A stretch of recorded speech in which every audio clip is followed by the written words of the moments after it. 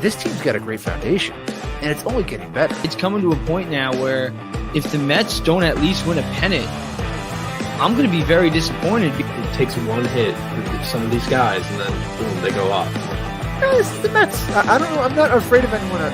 Exactly, this is the Mets. And James Robinson's like, hey, Buck, I want an elephant. You get him an elephant, all right? Because wow, look at this new Mets way. This is awesome. Hello, everybody, and welcome to a brand new edition of the Mets Way. I am one of your co-hosts, Jared, the Eternal Optimist Levison. With me, we have Jimmy Hot Takes Nolan and a surprise guest, Daniel Vogelbach, our first guest to the show. So, Daniel, I have a question for you. So how did it feel to not be in the lineup, and do you think it's because you hit into the shift every time you're at the plate? It's a great question, Jared. I want to thank you guys for having me on the show. I want to just say, hit into the shift, maybe my favorite thing in all the universe. It's crushing beers, it's eating burgers, hitting the shift. So Awesome. When it's gone next year, I'm going to be very depressed. Well, that is, actually, it's, if you guys haven't figured it out, it's Josh, but he's having issues with his camera. So he's going to be Daniel Vogelbach for the rest of the night. It's bad. It's bad, boys. It's like I might have to wipe this whole laptop. It's just, ugh. It's like that scene in Ted, when they swim with the laptop all the way to the bottom. Yeah, put it in the bottom of Boston Harbor. You got to fully get rid of it. It's like, let me download this Windows update. I'm sure that'll make my computer run smoother. Now it's just like endlessly rebooting, and I'm like, oh, cool. It's just not going to work ever again. Awesome. Well, anyway, we had an incredible night last night after a really traumatic Tuesday and a 6-4 loss against the Marlins. It's, as Gary Cohen said, it's the month of Escobar. 5 RBIs. The Mets win 5-4 in extra innings in a must-win game in a pennant race. Like, what more could you ask for? James, you were at the game. I feel like if anyone should talk about it first, it should be you. I was so mad. Like, you in the chat, like, you guys saw me. Like, I was. Even you guys were like upset with like the way that the offense was looking throughout the first. I don't know. I think it was. When did we end up scoring that first? When Escobar hit that 2-run shot, I'm not sure exactly 7th. what inning. Yeah. Yeah. So it was like the whole entire crowd. Like, first off, there was nobody there again. It's just empty at Mets games right now. That's a huge problem. But the energy of the crowd was very low, and it was right because the offense was. It was terrible throughout the first 7 innings. And then, Eduardo Escobar, he said it a while ago. He wants to give the Mets fans a reason to cheer, and he did it last night. 5 RBIs. Right when he hit the 2-run home run, that's when the crowd really got into it. And it was like, all right, immediately let's go Mets chants. Crowd, even though there was not a lot of people there, it was loud. And the energy was there, and the team got behind it. Well, I should say not the team. Eduardo Escobar got behind it, and he lifted the Mets. He put the team on his back last night, and that's the best way to put it. I saw someone call him like the Greg Jennings because of that video. It was like, I put the team on my back. And I was like, that's scarily accurate of what happened last night. Broke his fucking leg. Forgot we could swear, and I was like, I can't swear, so yeah. No, that's Internet Hall of Fame right there. My favorite part of that video, real quick, is when he's at the very end and he exits the replay, and you see it's 56-7 Packers. Fuck you, Gumby. Yeah. Yeah. Wait, this was. Hold on, I'm gonna try something over here.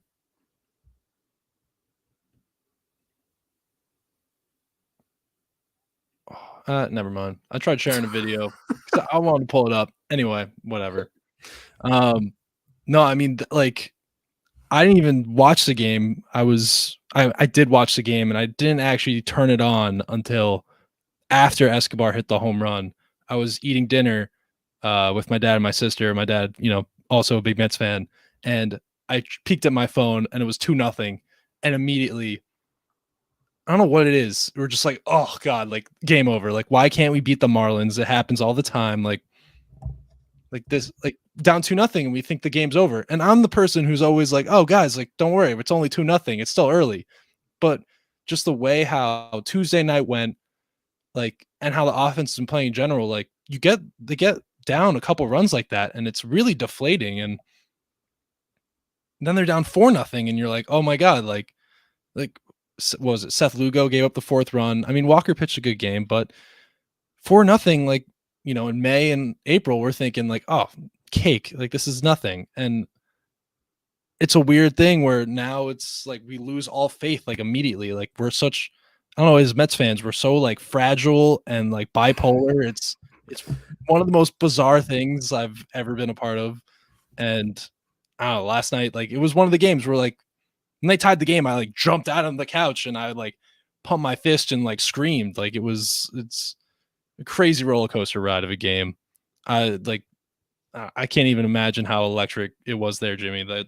That's a night you're like, oh dang, I wish I just paid the $2 get-in fee, and sat on the train for 2 hours to get there, Yeah, I think that's the only thing that's really stopping people from going is the length of getting there, because it is, when there's traffic, it does suck sometimes.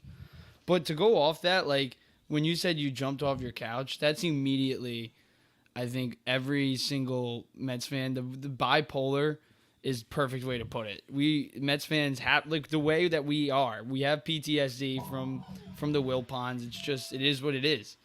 And last night, it was the perfect example of that. My dog is going nuts. She's like, man, I can't believe Escobar finally gave us a reason to cheer. She's just so excited. Hey, I actually have something to say about that. So in our group chat, you guys know what the picture is, right? Yeah, I do. It's Eduardo Escobar celebrating a walk-off hit that he had against the Phillies on Memorial Day weekend way back in May. So don't Escobar always had this in him. I think similar to what Lindor went through, as in like adjusting in New York. I could totally see Escobar having similar issues like that. It's just such a big market, and sometimes people's personalities, it takes a little bit of time for them to fully adjust and come into play in a place where the media market is, and the fans are just ruthless. Yeah, I was going to say, not to mention, and I include myself in this, most Mets fans are dickheads. Like, how often have we made fun of a player who's just trying to do his job? Like, that's just who we are. I mean, that's a lot of sports fans, I'll be honest. So I'm not trying to be like, oh man, we're the worst people ever. But like, we are really harsh on athletes, as a culture and as a fandom. And that's okay, kind of, sort of. But some fans can go over the line, and I understand why Escobar and Lindor the year prior had such a hard time with it, because it's not just like, I got to earn my contract. I got to earn the love of this whole city, this whole fan base. And that's a tall ask sometimes, especially when you're not playing well. But to see him come around and do what he did last night, I'll be honest with you guys. I watched this game when it got up 3-0. I turned it off. Yeah, you're like, I don't want to. I remember you texted. You're like, I don't want to turn my phone back on. I was so sad. It was an awful day for me yesterday. My laptop basically broke. I woke up at 5:30 in the morning for no reason. Just woke up. And when it got down 3-0, I was like, fuck this. I'm done. I'm not doing this tonight.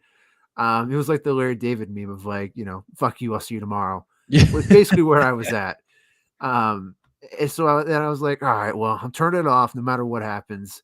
But I think part of me was like, well, if I turn it off, things are going to go right now. And when they did, I was like, not doing it. But I would keep flicking up the updates on the score app. And I'd be like, oh, a walk. Ooh, another walk. Oh boy. And eventually when they, ruined things at the bottom of the ninth, I just went to bed. Because I was like, you know what? Let the gods decide what happens here. And what a nice little morning surprise, after a good night's sleep. I mean, like, that is, I mean, I have memories of a kid when your team's losing like that and be like, oh, like, I'm just going to go to sleep and I'll pray a little bit. And, maybe I'll wake up and somehow like they won miraculously. And then I wake up and they never do, or the score actually got like wider than it was when I fell asleep. So I'm happy that you had that moment this morning, Josh, after such a rough day. Yeah, I mean, Juan Uribe. Now we have Juan Uribe joining us on the show. Juan, I was always really impressed about how much chaw that you could stick in your lip while you play baseball. That was always very impressive. In the Dominican, we just learn things differently. I don't know what to tell you, Jared. Anyway, with Escobar being on fire and it being the month of Escobar, he's hitting 330 this month with 8 home runs, 24 RBIs, and a 1.017 OPS. And he is just, I mean, I really want to. Is there any way we could put his post game interview up here? I think it's possible. Because like that man deserves. He is such like a good dude, such a good clubhouse guy, and I think we all had, at least I did, when he got up and like they walked Jeff McNeil, which honestly, Ron Darling said it was the right move because Jeff can hit. He's one of the best hitters in Major League Baseball this year. But it was like, you're gonna give it to this guy who's got the hot hand and who's an all-star and hit some big spots and been killing you all day. Like it was, I don't know, it was meant to be. And I actually had so much confidence in him when he was at the plate there, unlike I would be normally as a Met fan. I don't know what you guys thought of Jeff McNeil getting walked there and Mattingly's decision to do that. I want to thank him for that. Yeah, 100%. That was an idiotic move. Like sometimes in baseball, I feel like last night that was a situation where it was too analytical. Like Eduardo Escobar, not only did he put the team on, like yes, he put the team we're obviously the Greg Jennings, yes, but we're joking, but in a sense it's kind of serious too because he did it on different at bats. It wasn't just 5 RBIs and 1 or 2 at bats. It was multiple at bats and multiple times in big spots where 3 times, and each at bat too was like he hit one to right field, he hit one to left field in the gap, and then he hit a home run to left field. But it was just like class hitting by him. It wasn't like he got lucky or was just like being a slugger. Like he was just doing what the Mets had done all year, just like putting the ball in play, hitting it where the defense isn't. It was awesome. Yeah, especially that last one. It was I think they scored it actually as an infield single. Oh wow. Yeah, because it was just that's what it was, just a ground ball, and like you said, Jared, it wasn't where the player was at the time, and that's what the Mets have done so good. Oh, and I got that interview actually. I think I can share it. Josh, did you see this yet? Yeah, so I woke up and I was already in love with Eduardo Escobar when I went to bed. But when I watched the interview, I was cackling in bed to myself just watching it. And I'm sure my parents thought I was crazy because it's just it's 7 a.m. all of a sudden I'm like, oh, Eduardo. But yeah, it's a delight. All right, I could play it right here. Awesome. Is it up? Yeah, I see Gary, it. thank you very much. Eduardo, in the middle of the season when things weren't going well, you said, you know what, I'm going to give these fans something to cheer about before the season's over. Well, you've certainly done that tonight. You've certainly done it in September. What does this moment feel like to get it back from this crowd? En la temporada tú dijiste que tú le ibas a dar una razón a los fanáticos para que te aplaudieran. Hoy tú hiciste eso. ¿Cómo se siente? I feel great tonight. It's an unbelievable game. For nothing, you combine again, it's unbelievable. Every day coming to ballpark, working hard, respect the game, because these people from me right now taking time, coming to the ballpark, watching the game. I think it's why I'm so happy now. So this game for you guys, to everybody, let's go, Mex. This is when I cackled. Let's go, man. All 5 RBIs tonight, Eduardo. And that last one, obviously the biggest one there, shooting the ball to the left side. Looked like you were trying to go the opposite way. What was your approach in that at bat? No, I tried, straight in the middle. But, it throw me fastball in, chip. But it's unbelievable for me. It's great. Great game tonight, especially because I needed the team, I needed the fan, and thank you. Now go to the Atlanta, play good over there. Well, you said it, not me. Next up, biggest series of the season. I know you guys saw that Atlanta lost tonight, so you head to Atlanta up 1 game. What's the feeling? What are your thoughts heading into that series, Eduardo? Go over there, play 100%. Every day. I want to make these people happy when they come back to the road. Let's go! Yeah! My favorite thing about his interview is he's just like, yeah, fans. And I was like, yeah! No, the best is the arigato. Thank you. He is awesome. Like that is that like I can't even like that just makes you smile. And he's like Steve is trying to talk to him, and he's like not even paying attention. He's like all working the crowd and stuff. That is a piece of internet history right there. That's a piece of Mets history right there. There's not even a lot of people in the crowd, and he got that City Field going. Yeah, I mean that was.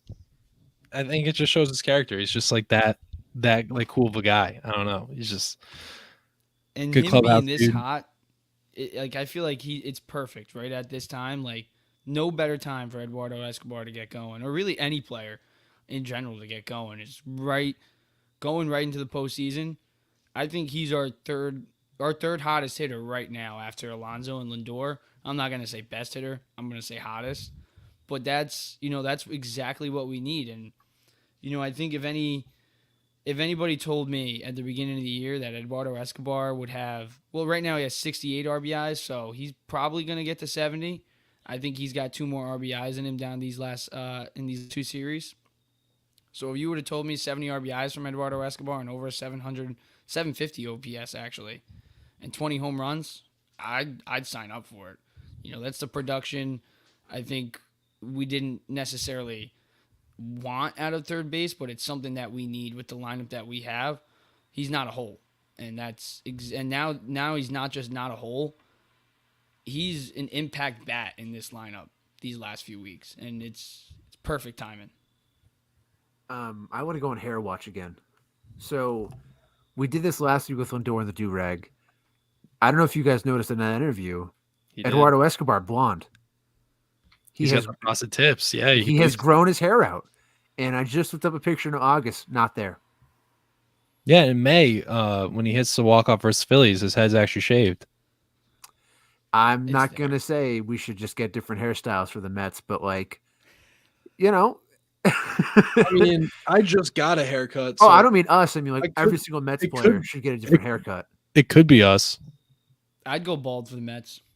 I mean, I'm going bald for the Mets. So how about if the Mets make it to the NLCS or the World Series, we all dye our hair orange? I don't have to worry about that. I'm already orange, so this is great. Like a day. Then you have to do it blue, Josh. Fuck. We'll do like a day episode where, you spray it in your hair like high school, Spirit Day, all the people that like. Yeah, it'll wash out. Yeah. Maybe. Or we could be like real diehard fans and like really like dye our scalp, and mess up our hair for permanent damage to our bodies and head. Yeah, that sounds great. Yeah, I mean, we're already doing permanent damage to like our brains and our mental state just by being a Met fan. So, that's a fact. It's a major fact. I don't know. So I kind of want to say this question right now. So, obviously besides Escobar, clear star of the game. We just talked about him, I think, for like 10 minutes. Other than him though, who on the Mets last night do you think, was player of the game? Like who also had a great performance that helped us in that win? Because baseball's a team sport and he put the team on his back, but Escobar can't do it all by himself. So who else had a great game? I'm going to go with collectively the bullpen. Not Seth Lugo. I'm going to leave him out of it for giving up that home run. But listen, I think Drew Smith, he needed that outing that he had yesterday. It was like he's been struggling for so long. Even last week we were talking about it. Even before he was hurt, he was struggling. And for him to have, I think he had 2 strikeouts that in him. That was huge. And I think he came in after Diaz too. And there was a Met fan next to me, and he was talking to me. He was like, "Why didn't the Mets send out Diaz there? Drew Smith's gonna blow it." And I was honestly thinking the same thing. I was having the doomer mentality, like, dude, like, I don't know. Like, I think you're right. Like, why didn't we send out Diaz? Like, he only had 12 pitches. We had the day off today. But, Drew Smith, I got to give it to him. He proved not everybody wrong, but he proved me wrong and that guy next to me wrong. And he was lights out. So I'm going to give him, like, that second honor of second player of the game because he just needed that, and it was huge for us. And then Ottavino, who's just been a beast all year. And then obviously Diaz. But Diaz, honestly, it's second nature for him at this point, I feel like. striking out the side. He's a beast. But Ottavino and Drew Smith, those two guys, I'm going to give it to them. Pitching in big spots, getting it done. So those two are my guys. Should come as no shock where I'm going. It's Jeff McNeil. Yes. So, Jared, you're muted. That's not biased at all of you to say Jeff McNeil. No, not at all. Goes 3 for 4 or 2 for 4 with a walk. Is so good that Mattingly does walk him to get to Escobar. If that's Tomas Nido, if that's Luis Guillorme, you don't walk him. You pitch to him. But because Jeff McNeil is such a good hitter, I obviously Mattingly made the wrong decision. We can all agree on that, especially in hindsight. But he made that decision because Jeff McNeil's a 320 hitter. That's why. So, yeah, I'm biased. But to be a guy who consistently gets on base the way Jeff does, to be a guy who scores 1 of the 5 runs, I just think he does everything right. In 5 plate appearances, gets as most productive as you really can. And really is such a good hitter that he's the reason Escobar is the hero. So I go with McNeil. I think Diaz deserves a lot of props too in this regard of I'm not going to be a guy who's like momentum is the only thing that matters in sports. But Momentum I do doesn't think exist, by the way. it definitely does, but that's fine. But that said, I think there's a certain energy that Edwin Diaz brings. And if he had just gotten a ground out and a pop out, the crowd's into it, sure. But those strikeouts and the dominance of it, you get the fans on their feet, get the whole stadium moving as much as it possibly can, despite a small crowd. And that's what happens. You bring that energy into the ninth with you. And not to mention Timmy Trumpets. Diaz manifests such a fervor in the crowd because of everything he does on the mound and walking to it, that I think there's this undeniable energy he brings into both the inning he's pitching and the inning he's following after. But I would still go with Jeff if I had to pick one, but it's a great team effort last night. We could talk more about maybe the dark sides to it later, but let's not get lost in the fact that, great win. I mean, a win is a win, and you guys both kind of took who I would have talked about. So I'm going to go a little off the rails here and say Tanner Scott, the relief pitcher for the Miami Marlins. That's mean. who gave up 2 runs, 2 earned runs, 3 walks, and in that 8th inning really, helped us get back into that game. And the Marlins have a terrific and really good pitching staff, super young. So, I mean, just to kind of that was such a Met inning too, just getting on base no matter what it takes, forcing walks, taking good at bats, patient at bats, just passing the baton to the next guy. That was it was refreshing to see because I feel like we've gotten away from that style of play.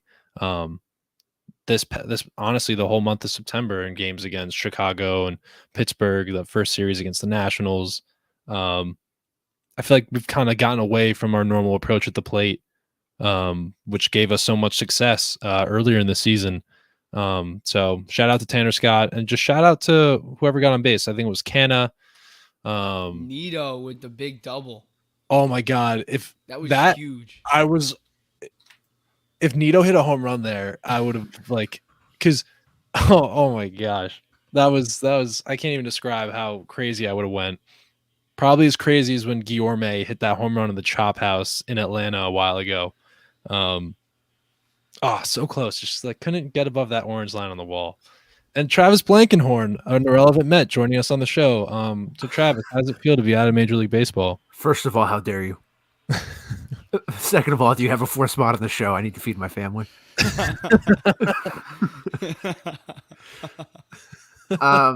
I kind of mentioned it just a minute ago. I do think there's a darkness to the last 2 games that we haven't talked about yet, and I kind of feel like we should. Okay. What's that? Is that the ruin our mood? All right. I'm not trying to ruin the mood. Okay, so look, I'm going to read a page that I wrote. All right, I wrote this morning. The Mets are incredibly imperfect. We need to admit that last night's game, while encouraging, does little to dissuade us from that fact. Why do I say this? Is it the doomer in me? Is it that I'm too afraid to let the Mets into my heart that I'd sooner cast them out? Yeah, it's partially that. But I think there's some truth in my statement. For starters, let's be honest. The slow starts we saw in Miami aren't a new thing. This team has been streaky all season long on offense. They'll average 2 runs against the Cubs in a 3-game series, than 4.6 against the Brewers. Like Katy Perry saying, they're hot, then they're cold, they're yes, then they're no. They'll stomp the A's and struggle against the Marlins, which brings us to the point of all this and why I'm worried. When you look at the last 2 games, the numbers look fine. 4 runs on Tuesday, 5 on Wednesday, but we have to look at how those runs were generated. On Tuesday, 3 came off of 1 swing, and a 4th came because Blyer had 3 straight balks. That's it. That's the run production. They went 1 for 2 with runners in scoring position because they didn't put any on in the first place. On Wednesday night, all 5 came from Eduardo Escobar. It's awesome. It's a great capstone of the month of Escobar. I'm not questioning that. I'm not taking it away from him. What I'm contesting is that neither of these approaches is sustainable. The Mets cannot count on clutch 3-run home runs for Alonso every time we need him to. We saw as much last night when he went 1 for 4 with 4 strikeouts. Nor can the Mets count on Escobar scoring every run. These models aren't the make of a great team. They make of a good but inconsistent team. I'll add a caveat to this, though, in the nature of fairness.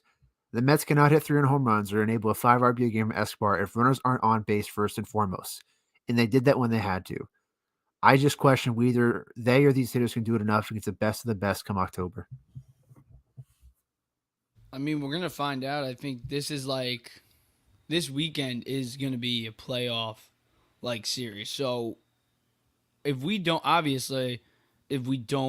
beat the Braves 2 out of 3 times, we're not going to be in a very good spot the last 3 going into the National Series. But, this is really, I feel like, the biggest test where it's like, okay, we're going to get, a sense of what the Mets are going to be like in the postseason because, we got DeGrom and Bassett and Scherzer, in these 3. We had that one series a couple of weeks ago, but this is, I'm sure we're going to get into it later, but this is arguably the most important series since 2015, like any series in 2015.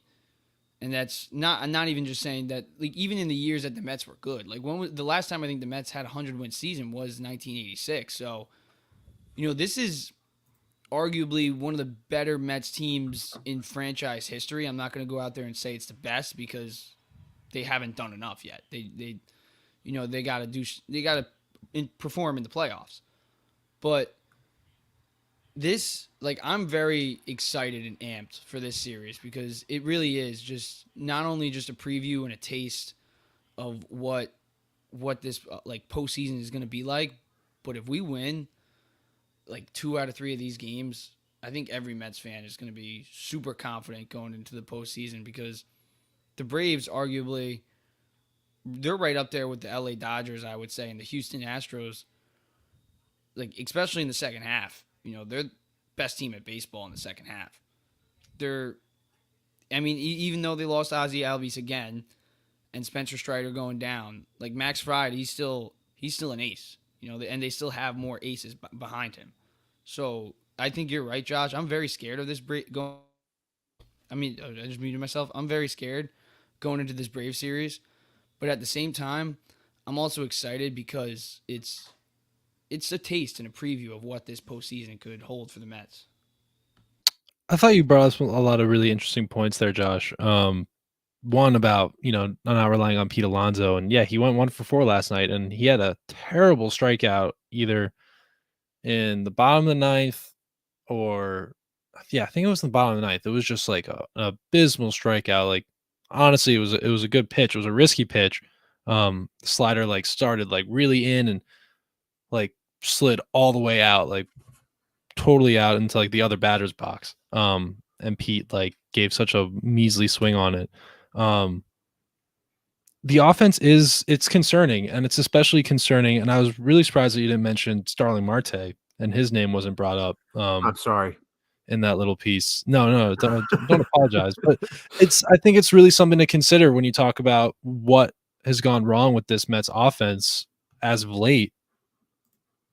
It's because we don't have Starling in that 2 spot. And he's been so good all year, especially early in games. And I don't have the number off the top of my head, but the Mets have not lost a lot once we get a lead, especially earlier in games. Because of how effective our pitching and our bullpen is. So the missing Starling and the fact he still can't grip a baseball on a bat is concerning with his fractured finger. But I don't know. I thought the lineup that we put out last night is definitely a bit more reassuring. And probably one of the better ones we put out, honestly, in the month of September. Keeping out Ruff and Vogelback. I mean, Vientos didn't look great in the DH spot, like at all. But he's a rookie, and you're putting him in a high pressure situation. But I don't know. What you guys think of last night's lineup? I mean, it took us till 7 innings to score a run, but I don't know. Do you think this is something that Buck should go back to with Pete in the 2-hole, McNeil batting fifth, or no, maybe Canna batting fifth? I don't have it off the top of my head. It was Nimmo, Alonso, McNeil, Lindor, Escobar, Canna, Vientos, Guillorme, Nito. Actually, it was Canna was batting fourth, McNeil fifth, Escobar sixth. Vientos. Oh, I see what I'm doing here. Yeah, that's my goof. I don't know. I'm right. I mean, no Ruff, great, and Vogelback just needs. I don't know. He needs some time off or something. He needs to figure out his swing or something. But can we invent a fake injury? Pete in the 2 spot's been great. Yeah, I hope Darren Ruff is really not on this postseason roster. But back on the lineup, Pete in that 2 spot. I know, Josh, you were talking about it way earlier in a really early episode, I think on the app, where Pete in the 2-hole throughout his career, he's been having his best production. I know last night he had 4 strikeouts, but I don't think we're going to see a lot of Pete Alonso 4 strikeout games. He's a very good hitter. He's not going to strike out 4 times in a game again. I hope not. He might. He's definitely going to have a game, hopefully like that. I mean, he's going to have a long career, so it's going to happen. But back onto the lineup thing, I really want to see, I think, like going without Marte, like you said, Jared, scoring early is something that the Mets, when they score early, they win. And not having Marte in that 2-hole, it hurts because, one, Nimmo and Marte getting on base for Alonso and Lindor, that's half the reason they're one of the best duos in baseball, RBI-wise. So, yeah, Marte he's a dynamic player where he adds that in the 2-hole. Now, the Mets, they need to find a new 2-hitter. Is that Pete Alonso? I don't know. Maybe. I hope. I really do like him in the 2 spot. He does produce from that 2 spot. I get the 4 strikeouts yesterday, but I just don't think that's going to happen a lot in the 2 spot. And Lindor, I feel like he can kind of hit anywhere in the lineup. He's that dynamic of a hitter. And then Canna, I like the creativeness of putting him in that 4 spot. He's came up in big moments a lot this year for the Mets. So I like the idea of if those 3 guys in front of him can get on base, he's going to be a guy that you can trust to drive in those runs. So I like the new lineup that they showcased last night. I love McNeil in that 5 spot. I would love to see McNeil in that 2 spot. I really would, but I don't think Buck wants to go Nimmo, McNeil, lefty-lefty. I think he wants to avoid that. So I like him in that 5 spot. And then Escobar, I mean, you got to keep him in that 6 spot no matter righty-lefty matchup. Doesn't matter. And then, Vientos, I don't know. I'm not sold on him being in the starting lineup. I would love to see Guillorme. Obviously, Guillorme earns that spot over him. But Vientos over Ruff or Vogelback, I want to say I'd rather see Vogie over Vientos. I just feel like Vogie has more potential. I think Vientos obviously could be a better player as his career goes on. But I think this season, in the postseason run right now, I trust Vogie in a big spot more than Vientos. And then Nito, I want to see him in the lineup more. Because offensively, he's better, especially in big spots like last night. We needed him. We needed a big hit there. That double he hit he just comes up in big spots. He can be bad in 240, but the little hits that he gets, they're important. So I want to see Nito in that lineup just a bit more than McCann. But if you're gonna put McCann in the lineup, you got to do it with DeGrom and Scherzer. And I think because those are the games where you can have a little bit of that lack of production in that catching spot because of those two, what they offer you. But when pass it, you can throw McCann in there too. But Nito, offensively, he's the better catcher. So I love the way that Bucks lineup was showcased last night, and I hope we get to see more of that. And Gore getting in there in that big spot, pinch running, he's going to be a huge asset on that postseason roster. But that's a side note. Yeah, but Gordon actually get to do anything because we can't freaking hit with bases loaded. But whatever. So do you want like what would my lineup be, or just like my thoughts in general? Both, I guess. All right. Number one, obviously Nemo. I would put Lindor in the 2-hole. In the absence of Marte, who is the most like him on this roster in terms of skill set, quick hands, speed, ability to just get on base, whether through the walk or through contact? That's Lindor. I don't think anyone really comes close to replicating Marte's skill set in those regards than Frank. So I would easily put him there. I like Alonso in the 3-hole. I get why Bucks put him in the 4 all season long. It's kind of been the obvious thing with Marte there, but in with him absent, I want to put my best hitter and give him the most chances with the first 2 guys on. Then I don't. I don't mind the idea of Pete leading off a bunch of innings. It's fine, but I would rather have him in the 3-hole. And if I have to have a leadoff man in the 4-hole, I want Jeff McNeil. So I would go McNeil 4, Canna 5, Escobar 6 for obvious reasons. After that, it's kind of pick your poison. I think at that point you have to go Vogelbach. I mean, over his last 11 games, 10 of which he started, he's a 310 batting average. Why Buck suddenly sat him in the Oakland series, all but the last game in a pinch hit capacity or whatever game it was, it's lunacy. I get it's a lefty. I understand that all. But Fogey was red hot coming off that series against Milwaukee and Pittsburgh. So I think at this point you have to give Vogelbach the nod just because he's at least shown you the most success, not just this season, but as of late. After that, I think Nito has to start. I'm Team McCann, but he can't be starting right now. The pitchers seem to be regressing with him in really unfortunate ways. I'd like to look that up real quick. I won't, do this. I'll do this after this, but it just feels like the pitching staff and McCann aren't the same. I don't know, same vibe they used to be. I've got the numbers here now. So with McCann, they have a 3.19 ERA, with Nito a 3.65, which is kind of a disparity. But as of late, I feel like Nito's caught better games than McCann has. Yeah, I mean, McCann's, I think his ERA with the pitchers was much lower in the middle of the season. Yeah. And also, like, Nito at least brings more offensively as of late, especially. And then to round it out, I think it's got to be, who am I missing? I guess Naquin? No, I can't be Naquin. I like Naquin. Who am I missing? Luis Guillorme. Yes, I think, yeah, I'll go 7 Vogelbach. I don't think Vogelbach's ever going to hit 7, so that's never going to happen. But for my imaginary world, Vogelbach 7, Guillorme 8, Nito 9. Play Jeff in the outfield. Yeah, I like having Guillorme play second, Jeff and right, especially with Marte not here. I like Naquin, but I don't know. I'd rather have Guillorme's defense over Naquin's, sub-ish hitting potential. He really hasn't shown much. All right, time to transition gears a little bit. We got to talk about this pennant race right now. I mean, and we got to talk about the Atlanta Braves. And honestly, before we do that, can we just all laugh at the Phillies dropping 3 of the last 7, 5 in a row? They've lost 10 of their last 13. 10 of the last 13. Oh boy. Well, that's a collapse. It is. Like they weren't fighting for the division, but they were fighting for a wild card spot. So that indeed is a collapse. All right.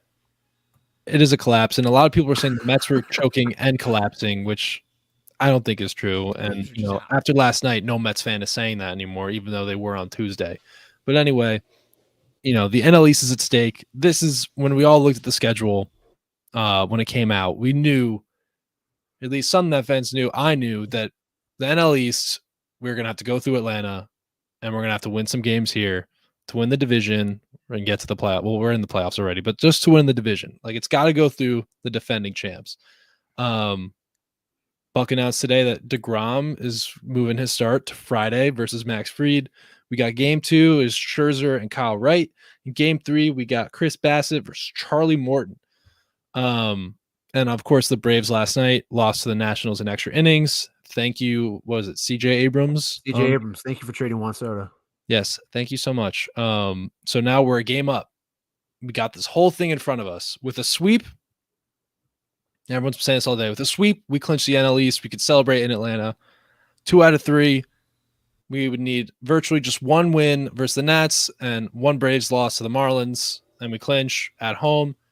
We go 1-2. It's a little bit dicey, but we still kind of control our own destiny. We just would have to win out against the Nats.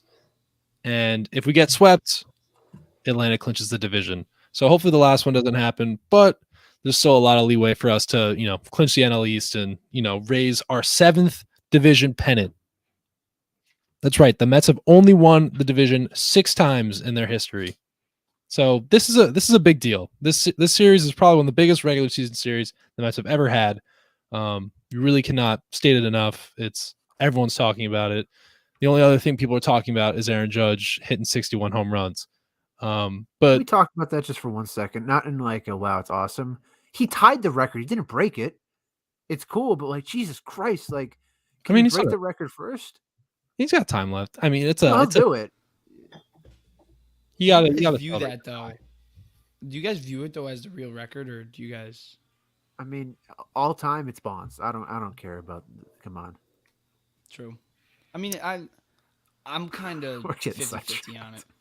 Steroids is tough, but that's a topic for another day. Let's keep it on the Atlanta Braves right now. Our worst enemies from down south and the land of Dixie.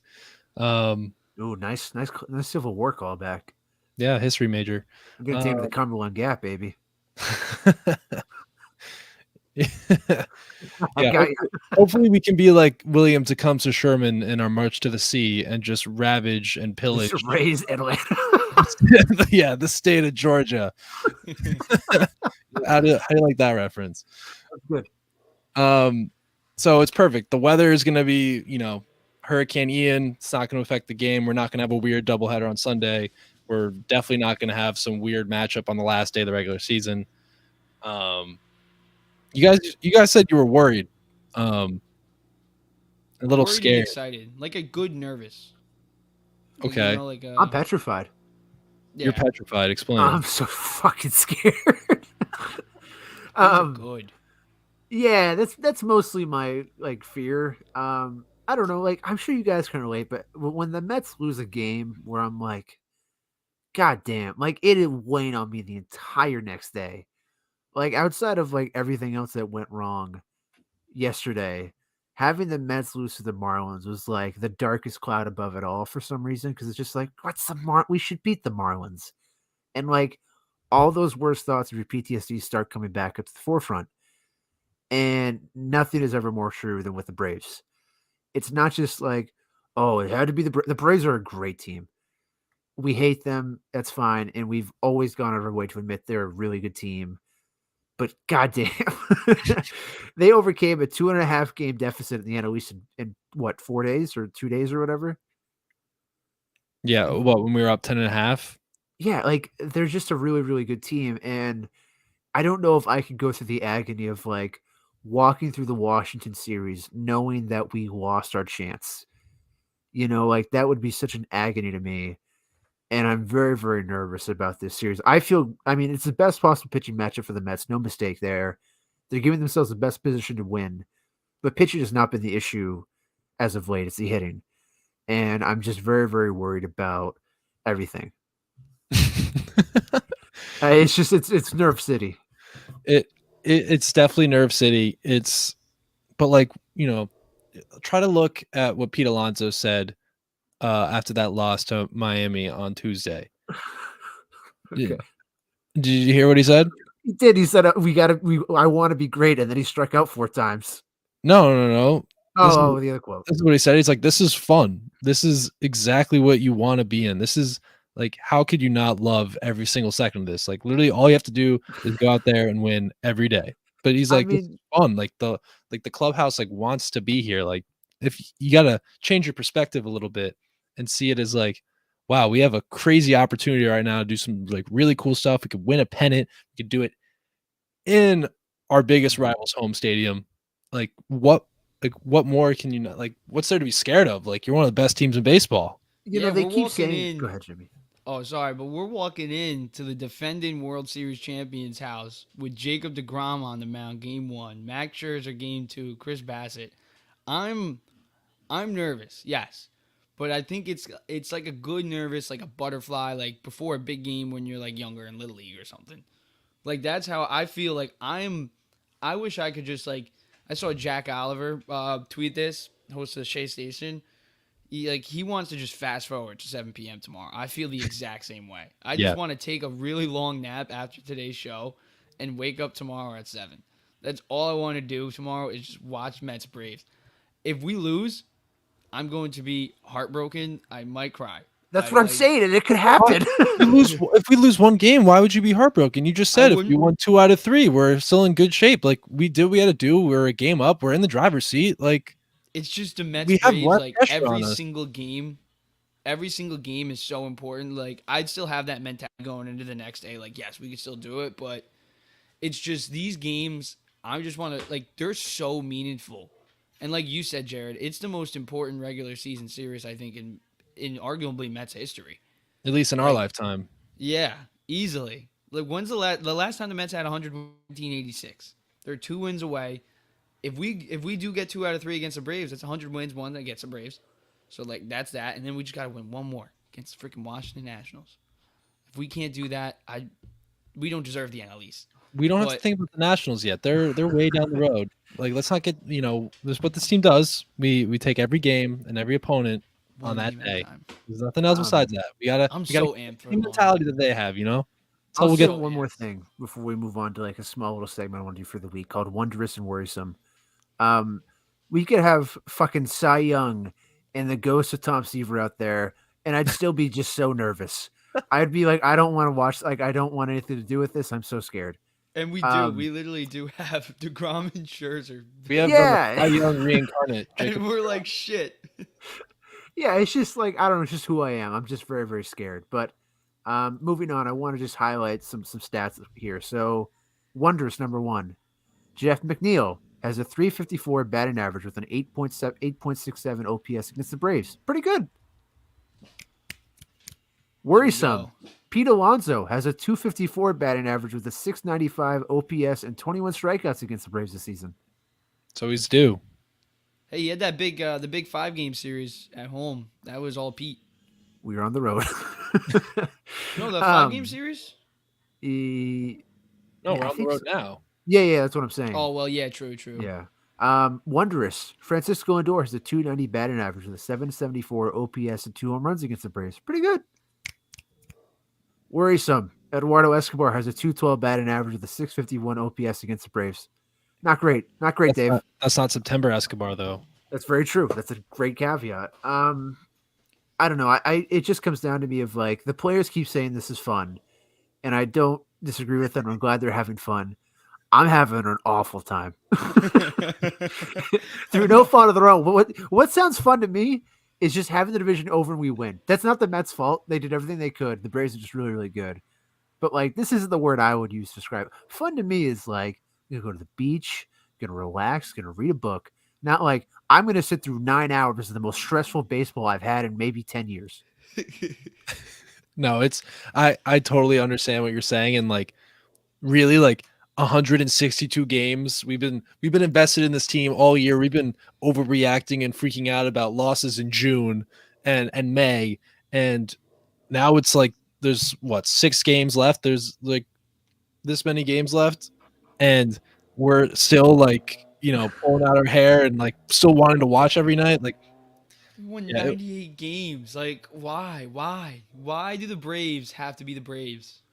Because we're the Mets. That's so true. The Yankees are making. Anthony Rizzo was the manager last night, making the lineup for the Yankees. Like the Yankees are literally fooling around playing meaningless baseball, and like Josh said, it's not fun for some people. It's not. It's definitely not fun. It's stressful. I could totally see I'm over here like, oh, like what else could you like, why would you want anything else? Like, this is awesome. Like, this is history. And you're like, well, it actually does sound really nice to have the division locked up in September, and then you can kind of just cruise. I could watch more football and, maybe do some other stuff, but no, they're really pulling it down to the wire. So I understand where you're coming from, Josh, but just gotta change. You gotta change your mentality, dude. Change your attitude. You know, Look, I mean, this season's been a success beyond our wildest dreams. We can also admit that. Whatever happens this next calendar week doesn't make or break what this has been. Okay, if we lose the NL East, you're gonna be like, "Oh, still a great year." it'll take me a while to get there. Take you a while. We Okay. need to get past the wild card. But I think no matter what happens, we have to admit, last season the Mets were, this is it, and then it was the same old Mets. It's different now. It is different. We have broken the streak from 2016. We've played the best baseball we have since 1986. We've exercised pretty much every demon you possibly can. This is great. Whether this continues or not is the biggest question we have to face this offseason. But we have taken a massive step as a franchise to just renew our reputation and the expectations of this franchise moving forward. So it's okay. I don't want to lose a division, but we're going to the playoffs. And once you get to the playoffs, anything can happen. And I know that's ironic coming from the biggest doomer on this show to say that, but it's true, Especially when anything you you got need to make those two yourself guys better, at the top dude. of the rotation. Oh, my bad. No, those you're three good. guys, those three guys at the top of the rotation, I think you're exactly right. Anything can happen. I mean, let's think about this here. So these Mets, as they've been called, which I guess is like their nickname for like an amazing or like the bad boys, like they're like these Mets, like Awful hashtag. nickname. Really, I kind of like it because It's like so bad. Make it like- happen, Mets. like these Mets are different. These Mets are a different team than any other Mets team we've ever had, and it's been an awesome ride, and you could definitely enjoy all that good stuff. All the 30 different comebacks we've had, but I don't know. Like, let's go. Like, if you don't come into the series with like any kind of confidence, like, what does that say about you as a fan, you as a team? Like, we've been watching every single game. Like, we know we beat up on Atlanta. We went 9-7 against them before this. Like, I don't know. I'm feeling good. We got our best players. Like, let's just go out there and ball. So with that, in the time we have left, let's do some predictions. Game 1, we have Jacob deGrom versus Max Fried. I will note that Jacob deGrom, after 6 innings, has struggled. He has a 9.5 ERA in the 6th. What are your expectations for him? What are your predictions? Besides deGrom, who do you think is also the most important player to that Game 1 at least? I think the most important player is Pete Alonso. I think, like Josh was talking about earlier, he cannot have 4 strikeouts again. Against the Braves on the road, he struggled. But we need him. We need Pete Alonso this series. This is it. There's no, all right, Pete, if you don't perform here, you can perform in the next series. No, you need to perform. This Atlanta Braves versus New York Mets, biggest series in arguably Mets regular season history. And, I'm amped up. So I want to see Pete Alonso have a big game. Be a big-time Pete Alonso. Show Mets fans why, show Mets fans, and shut up Yankee fans. Because Aaron Judge is Aaron Judge. I get it. But I feel like as Mets fans, we don't appreciate who we have sometimes. Pete Alonso, 40 home runs, over 130 RBIs. He's elite. He's an all-star, multiple-time all-star. He's a beast. And we have him. Any other team would love to have him. So I need to see Pete Alonso have a big game and have a big Mets moment because there's no better way to do it than tomorrow and these next 3 games. And then Jacob deGrom, he needs to go out there and he just needs to beat Jacob deGrom. That's it. It's as simple as that. The simple man needs to just simply be the simple man.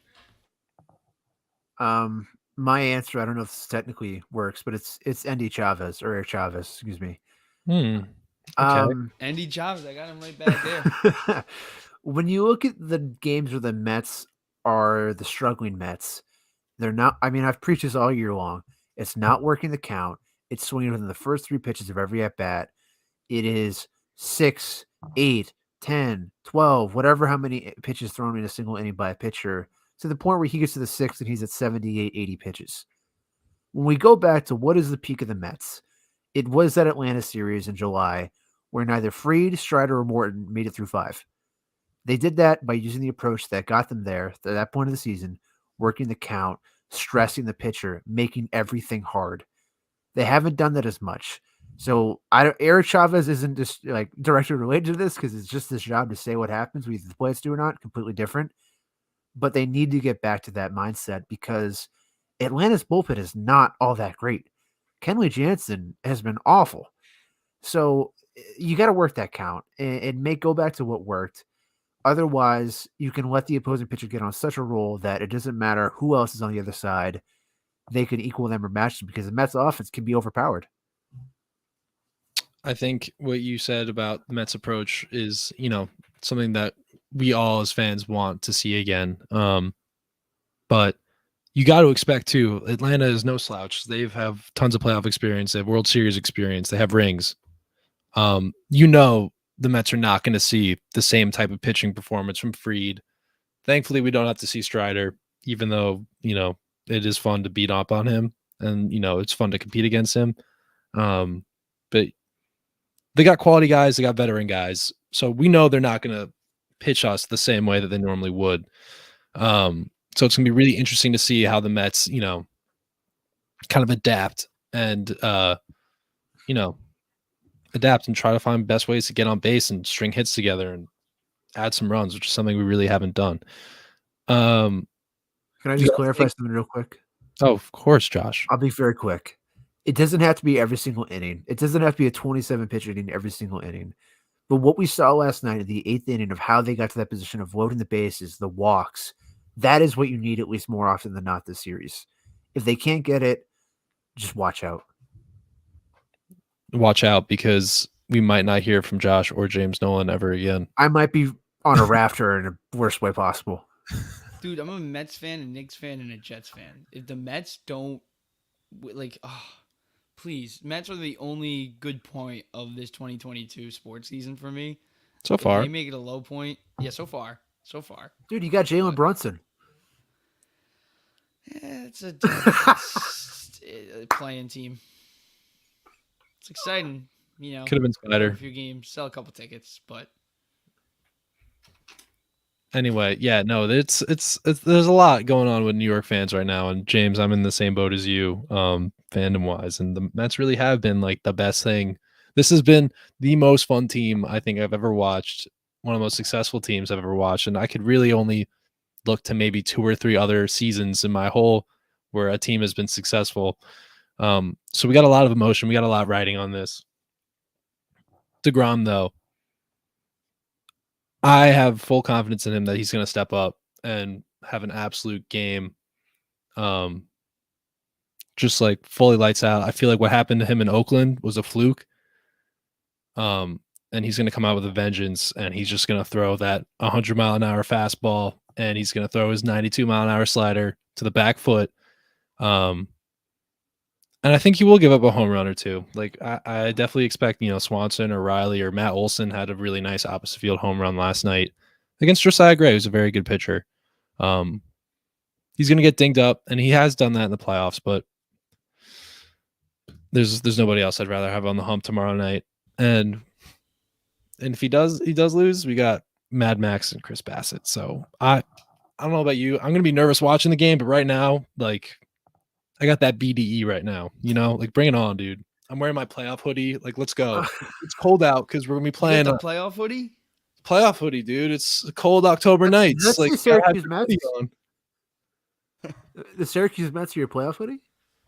Yeah, that's my playoff hoodie. Oh, I mean, hey, whatever works, It's cool. It's chilly out because we're playing big games in September and October. We gotta keep warm, Dude, but I think you said it best though, Jared, just a second ago. Like DeGrom, we need even if he does struggle or let up a home run or two, we need that vintage DeGrom. I'm guessing you guys remember Game 2 against the LA Dodgers in the 2015 National League Divisional Series. Game 1, actually. DeGrom, yeah, Game 1 he was lights out, 13 Ks. But Game 2, I think it really showed you how great DeGrom is because. That I think that was it against Zach Greinke that game? Was it Game 5? Yeah, Game 5. His game second 1 and Game 5. I'm saying Game 2. I'm an idiot. His Game 2, but his Game 5. When it was 2-2, he got dinged up a little bit in that game, but he still got the job done. I think he went 7 innings. He didn't have 13 strikeouts, but He still got the job done. Only 2 earned runs coming off. He needs if DeGrom is gonna have a bad game, he needs to have an old DeGrom bad game like that, where if he gets knocked around, okay, he gets knocked around, but get out of the jams and just be Jacob DeGrom. Any last words, Josh? Just a couple here. I'm gonna read a little tweet. I just landed in Atlanta, and I'm pumped for the weekend series against the Braves. Baseball doesn't get better than this. LGM from Steve Cohen. Awesome. And you know what? All of his money that he put, for all the money he will put into this rotation when he pays Bassett and DeGrom, and he's paying Scherzer.